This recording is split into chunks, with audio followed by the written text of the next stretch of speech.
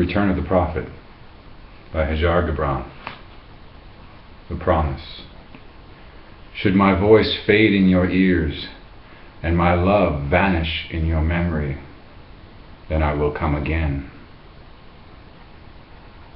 And with a richer heart and lips more yielding to the Spirit will I speak. If aught I have said is truth, that truth shall reveal itself in a clearer voice and in words more kin to your thoughts. And if this day is not a fulfillment of your needs and my love, then let it be a promise till another day. Know, therefore, that from the greater silence I shall return. A little while, a moment of rest upon the wind, and another woman shall bear me. Gibran, from the final chapter of The Prophet. Introduction. When my brother died, my father sobbed. I was silent for several years. In the aftermath of his death, my mother reached into my sleepless coma and placed a copy of The Prophet on my pillow. I opened it and read the first few words. Al-Mustafa, the chosen and the beloved, who was a dawn unto his own day.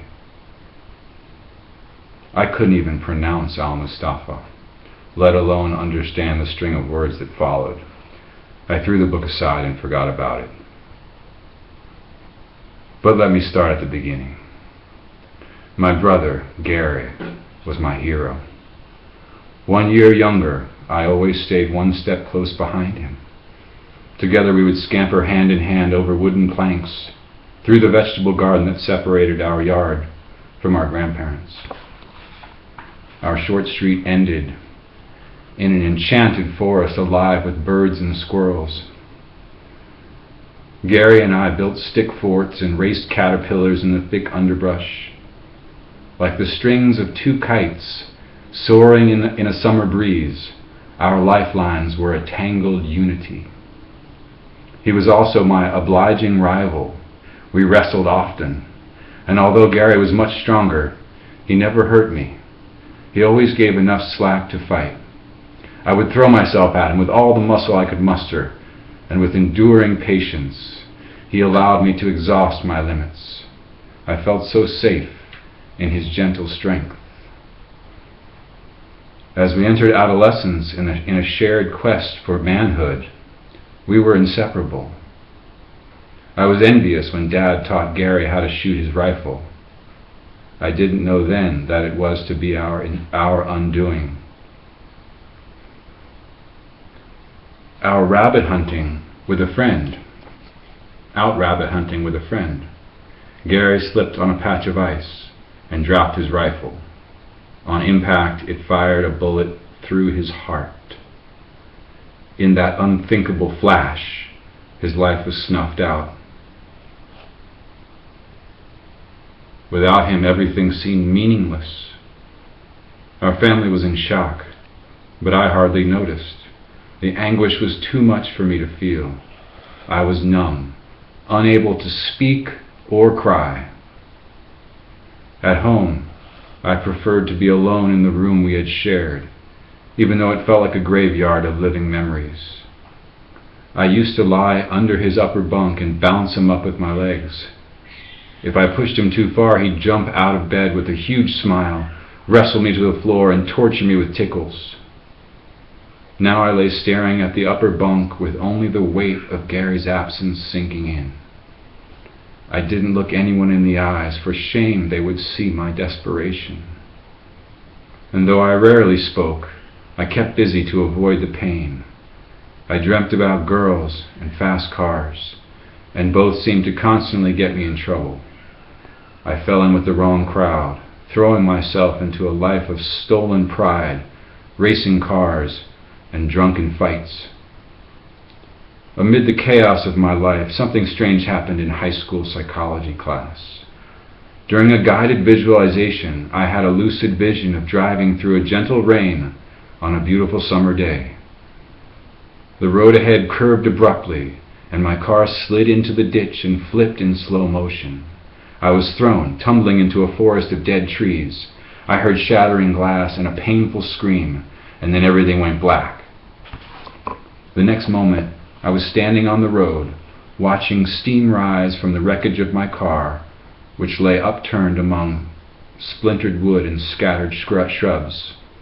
The hazy figure of a man approached, overlooking my dead body. "Gary?" I moved closer. No, this man was much older and had a mustache. He turned toward me, and my eyes were locked in his penetrating gaze. The experience was hauntingly real. I didn't know who the man was, but his face was strangely familiar. Was it a premonition? Was I going to die? I knew my life was out of control, and though I wanted to change, I felt powerless to do so. My drinking turned to drugs, and as a lost soul without a prayer, I spiraled down in self-destruction. One night, after a jealous fistfight with another boy over the loss of my girlfriend, I found myself in jail. In the windowless cell, I sat on the edge of the cold steel bed frame with my head bent down, staring at the sewer in the center of the floor. I was tripping my brains out on LSD. The whole cell started rocking like a ship in the grip of a cyclone. I closed my eyes to escape, but my inner world was a whirlpool sucking me into a dark abyss. A shooting pain in my stomach buckled me over onto the floor. I dragged myself to the toilet and heaved compulsively. Completely exhausted, I collapsed back to the floor and stared upward. As I began a slow descent into unconsciousness, the silhouette of the man with the mustache stood over me, surrounded by a strange light. "Who are you? What do you want?" I whispered. Every cell in my body tingled. A voice that sounded far away replied, "Come to me." At that moment, I felt my soul being pulled out through the top of my head. Fading into a bright light, I thought I was dying as I began to pass out. The sound of heavy keys clanking in the cell lock woke me. The cage door swung open, and an officer ordered, "Get up, your parents are here." I peeled myself off the concrete floor and tried to stand, but my head was spinning. Losing my balance, I braced myself against the wall but fell on the bed frame. My right hand was swollen and bloody with cuts across the knuckles. My clothes were filthy, speckled with dry vomit. I hesitated with the dread of facing my parents looking like this. Finally, I stood up, brushed myself off, and followed the officer into the waiting room. My mother gasped when she saw me. My father put his arm around her and said coldly, "Come on, son, let's go home." On the way back, he cursed angrily under his breath and asked, "What the hell are you doing with your life?" I hung my head in shame and said nothing. When we got home, I cleaned up, went straight to my room, and shut the door. My head was throbbing, my throat was raw, and every muscle in my body ached. I flopped on my bed face down and buried myself in the corner where the mattress met the wall to hide myself from daylight. Hours later, Mom came in and sat by my side with her hand on my back. "Dinner's ready." Her hand nervously clawed at my shoulder. I turned slightly and saw that the sunset had colored my room orange. I didn't answer. "You know, it's not too late," she said. "You can turn your life around. Isn't it time you learned the difference between right and wrong?" She patted my hair like she used to when I was a child. "Right or wrong? It's your choice, dear," she whispered. "It's not too late." She didn't understand. With Gary gone, I didn't care about my life. Mom sighed and got up. I heard her shuffle through the books on my shelf. She sat back down and read aloud to me, but I couldn't hear her above the wailing trumpets in my head.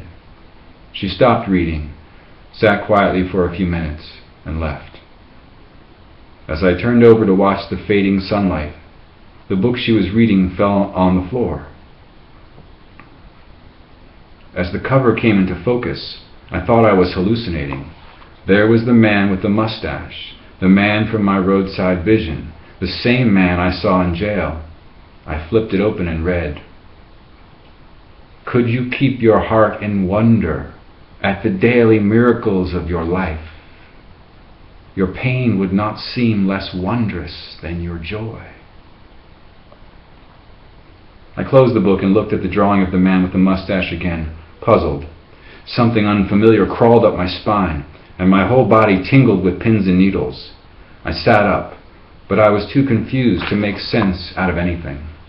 I opened the book at random again, and my eyes fell on another line. "Even as love crowns you, so shall he crucify you."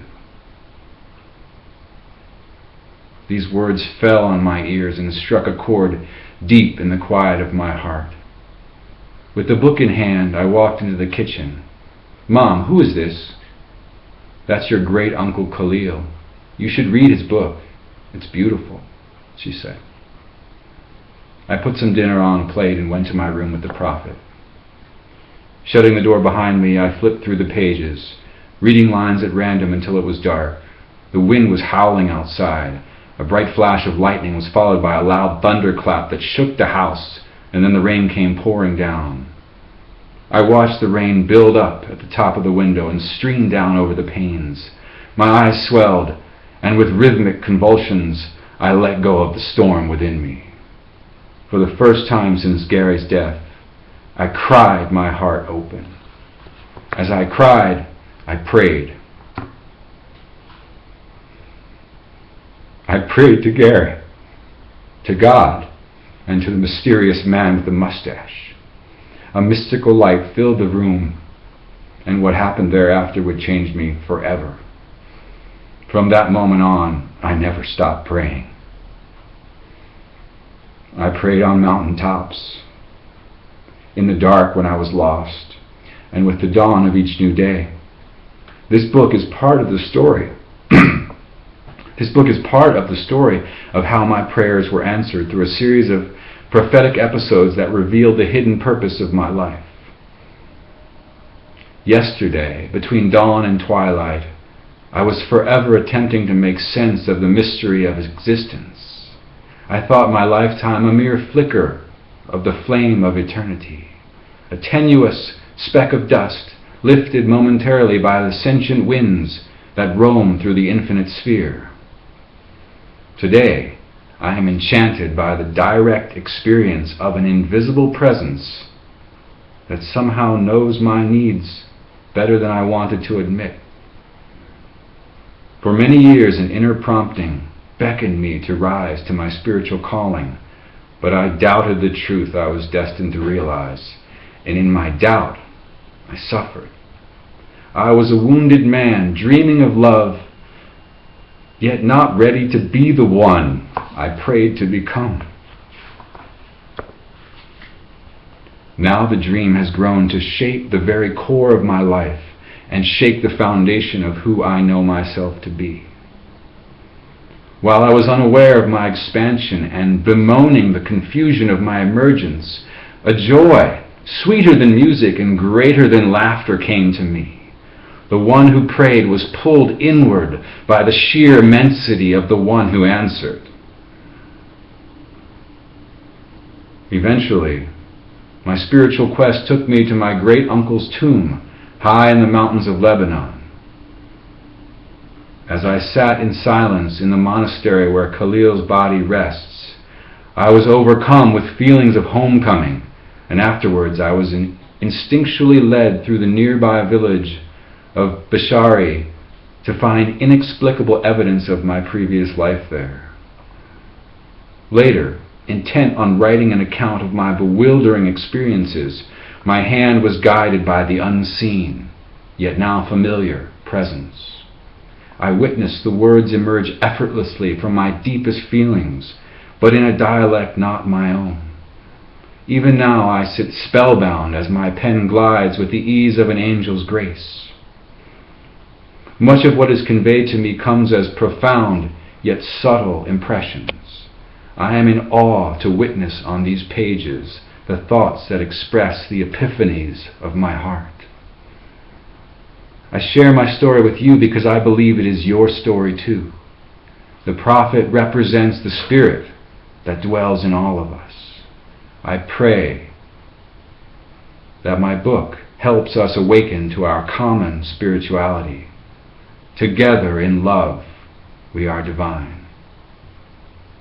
With great joy, I offer you this parable of spiritual awakening based on my journey into the light. May it ignite a celebration of love in your heart.